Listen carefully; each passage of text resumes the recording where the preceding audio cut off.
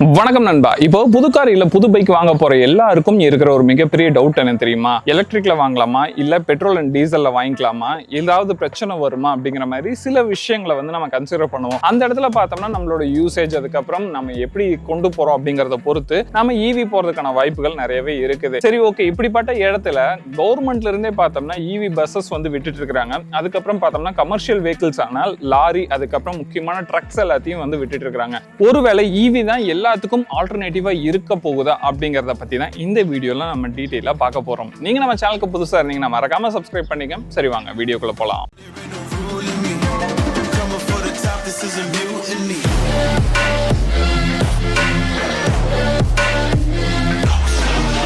ஃபர்ஸ்டா நம்ம பார்க்க போறது ஈவில இருக்கிற முக்கியமான கான்செப்ட் பத்தி தான். அதாவது என்னென்ன விஷயங்கள் நெகட்டிவா இருக்குது அப்படிங்கறத பத்தி தான். ஒரு விஷயத்தை வந்து பிராக்டிகலாவே பேசலாமே நண்பா. ஏன்னா ஈவி கார்கள், ஈவி பைக்குகளை நம்ம வாங்குறது நிறைய விஷயத்துல நமக்கு பெனிஃபிஷியலா இருக்குது. அது எந்த மாதிரி இடத்துல அப்படின்னு சொல்லி கேட்டீங்கன்னா, நீங்க ஆல்ரெடி உங்களுக்கு தனியா ஒரு ஐசி இன்ஜின்ல ஒரு பைக்கை வச்சிருக்கீங்க, அதாவது பெட்ரோல் பைக்கை வந்து வச்சிருக்கீங்க. செகண்டரியா இன்னொரு வெஹிக்கிள் வந்து நான் லோக்கல் யூஸ்க்கு வாங்கணும் அப்படின்னு நினைச்சீங்கன்னா அதுக்கு நீங்க ஈவில வந்து சூஸ் பண்ணலாம். ஒரு ஸ்கூட்டரோ ஒரு பைக்கோ நீங்க வாங்கலாம். கார் வந்து நீங்க லோக்கல்ல அதிகமா யூஸ் பண்ணுவேன், நான் லாங் டிரைவ் எல்லாம் போக மாட்டேன் அப்படிங்கிற தாட்ல, எனக்கு லோக்கல்குள்ளேயே தான் அதிகமா சுத்துற வேலை இருக்கு கார்ல அப்படிங்கிற தாட்ல இருந்தீங்கன்னா நீங்க ஈவி கார்களுக்கு வந்து தாராளமா போலாம். எதனால அப்படின்னு சொல்லி கேட்டீங்கன்னா, முதல் விஷயம் சார்ஜிங் டைம் தான். ஒரு கார் வந்து 0 to 100 ரீச் பண்றதுக்கு, அதாவது ஃபாஸ்ட் சார்ஜிங் இல்லாம நார்மல் சார்ஜிங்ல போட்டீங்கன்னா மினிமம் 4 to 5 hours வரைக்கும் ஒரு காருக்கு வந்து ஆகுது. சில கம்பெனிஸ் எல்லாம் 2 to 3 hours வரைக்குமே கொடுக்குறாங்க. பட் அவ்வளோ டைம் கன்சம்ஷன் அப்படிங்கிறது ரொம்ப அதிகமா தான் இருக்குது. ஃபாஸ்ட் சார்ஜிங்ல போனீங்கன்னா கூட மினிமம் அஷூரன்ஸா 1 மணி நேரம் வரைக்கும் கொடுக்குறாங்க 0 to 80 ரீச் பண்றதுக்கு. அதாவது 10 to 80 ரீச் பண்றதுக்கு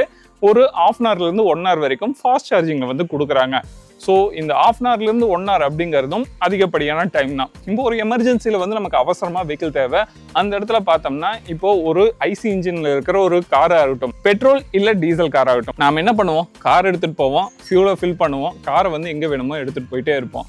ஆனா இது ஈவி கார்ல இது பாசிபிளான்னு கேட்டீங்கன்னா இது கண்டிப்பா பாசிபிள் கிடையாது. ரெண்டாவது ஒரு முக்கியமான விஷயம், இங்க இருக்கிற இன்ஃப்ராஸ்ட்ரக்சர், அதாவது இந்தியாவை பொறுத்த வரைக்கும் ஈவிக்கான இன்ஃப்ராஸ்ட்ரக்சர் இன்னுமே பெருசா டெவலப் ஆகல. இப்பதான் பார்த்தோம்னா ஸ்டார்டிங் ஸ்டேஜில் இருக்குது. ஸோ அதனால நிறைய விஷயங்கள் பார்த்தோம்னா ஒரு புது கார் எடுக்கிறவங்களுக்கு, புது பைக் எடுக்கிறவங்களுக்கு பார்த்தோம்னா இது மிகப்பெரிய தலைவலியா இருக்குது அப்படிங்கிறத நம்ம சொல்லலாம். நாம பேசிட்டு இருக்கிறது ஓன் வெஹிக்கிள்ஸ், அதாவது ஒயிட் போர்டு நான் சொல்லிட்டு இருக்கிறேன். இதே பார்த்தோம்னா ஒரு கவர்மெண்ட்டே பார்த்தோம்னா ஈவில நாங்கள் கன்வெர்ட் ஆக போறோம் அப்படின்னு சொல்லிட்டு ஒரு ஸ்டெப்பை முன்னெடுத்து வைக்கிறாங்க.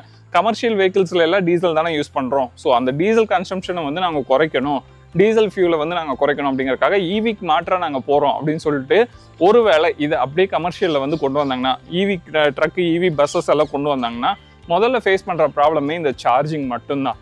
ஏன்னா ஒரு நாட்டோட ஒரு பொருளாதாரத்துல மிகப்பெரிய பங்கு வகிக்கிறது எதுன்னு கேட்டீங்கன்னா இந்த டிரான்ஸ்போர்ட் மட்டும்தான். நீங்க நல்லா பாருங்க, லாரி ஸ்ட்ரைக் ஆகும் போது தான் ஒரு முக்கியமான அத்தியாவசிய பொருட்களோட விலை எல்லாமே டக்குன்னு ஏற ஆரம்பிக்கும். இந்த மாதிரி ப்ராப்ளம்ஸ் எல்லாத்தையும் நம்ம எங்கிருந்து ஃபேஸ் பண்ணுவோம் அப்படின்னு பாத்தீங்கன்னா இந்த ஸ்ட்ரைக் அந்த டைம்ல மட்டும்தான். ஆனா ஈவி யூஸ் பண்ணும்போது இந்த அளவுக்கு காஸ்டா இருக்காது அப்படிங்கறத உங்களோட தாட் புரியுது. ஆனா ஒரு 4 மணி நேரம் நிறுத்தி சார்ஜ் ஏத்துறதுக்கும் 15 நிமிஷத்துக்குள்ள பார்த்தோம்னா டேங்கை ஃபுல் பண்றதுக்கும் ஏகப்பட்ட டிஃபரன்ஸ் இருக்குது நண்பா. இந்த டிஃபரன்ஸ் பார்த்தோம்னா ஒரு லாரியை வந்து அது மோஸ்ட்லி பார்த்தீங்கன்னா ரன்னிங்ல இருக்கணும்னு தான் நிறைய பேர் ஆசைப்படுவாங்க. எதுக்காக அப்படின்னு கேட்டிங்கன்னா, அது மூவிங்ல இருந்தால் மட்டும்தான் அந்த கூட்ஸ் வந்து எங்கெங்க போகணுமோ அது போயிட்டே இருக்கும்.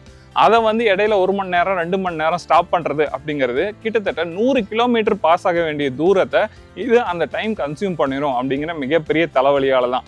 ஸோ அதனால தான் ஈவியை பொறுத்த வரைக்கும் இப்போ மிகப்பெரிய இன்ஃப்ராஸ்ட்ரக்சரை கொண்டு வந்து ஈவியில் கம்ப்ளீட்டாக எல்லாத்தையும் மாற்றணும் அப்படின்னு பிளான் பண்ணாங்கன்னு கூட இப்போ இருக்கிற சுச்சுவேஷனுக்கு இது பாசிபிள் கிடையாது. ரெண்டாவது விஷயம், ஈவியில் சர்வீஸ் பண்ணுறதுக்கு ப்ராப்பரான மெக்கானிக்ஸ் இருக்காங்களா அப்படின்னு கேட்டிங்கனாலும் அதுவும் இங்கே மிகப்பெரிய கேள்விக்குறியாக தான் இருக்குது நண்பா. உண்மை சொல்ல போனோம்னா எலக்ட்ரிக் கார்களாகட்டும், எலக்ட்ரிக் பைக்காகட்டும், ஓன் யூஸ்க்கு வாங்கும்போது ஆல்மோஸ்ட் இதில் இருக்கிற சில விஷயங்கள், ப்ராப்ளமேட்டிக்காக இருக்கிற சில விஷயங்களை நம்மளால கவர் பண்ணி கொண்டு போக முடியும். ஆனால் இது ஒரு கவர்மெண்ட் கையில் எடுத்து இதை கொண்டு வரும்போது இதுக்கு மிகப்பெரிய இன்ஃப்ராஸ்ட்ரக்சர் வேணும். சில இடங்கள்ல பார்த்தோம்னா ஒரு ட்ரக்குக்கு இருக்கிற பேட்டரி அப்படியே ஸ்வாப் பண்ணுற மாதிரி எல்லாம் போட்டு அந்த வீடியோஸை நானும் பார்த்துருக்கிறேன். ஆனால் இதில் ஒரு மிகப்பெரிய பிரச்சனை இருக்குது, என்ன தெரியுமா? அது வந்து அந்த மைனிங் ப்ராசஸில் இருக்கிற ட்ரக்குகளுக்கு மட்டும்தான் இது சூட்டபிள் ஆகும்.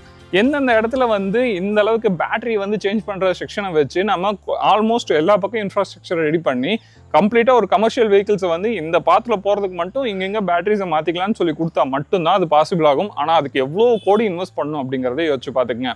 ஸோ அதனால தான் சொல்கிறது என்னென்னா, ஈவி அப்படிங்கிறது நம்ம மார்க்கெட்டில், அதாவது இந்தியாவில் பயங்கரமாக எஃபெக்டிவாக ஆகணும் அப்படின்னு சொல்லி நம்ம எதிர்பார்த்தோம்னா அது கண்டிப்பாக இன்னொரு 100 வருஷம் வரைக்கும் தொட்டுரும் அப்படிங்கிறது என்னோட ஒரு ஒப்பீனியன்.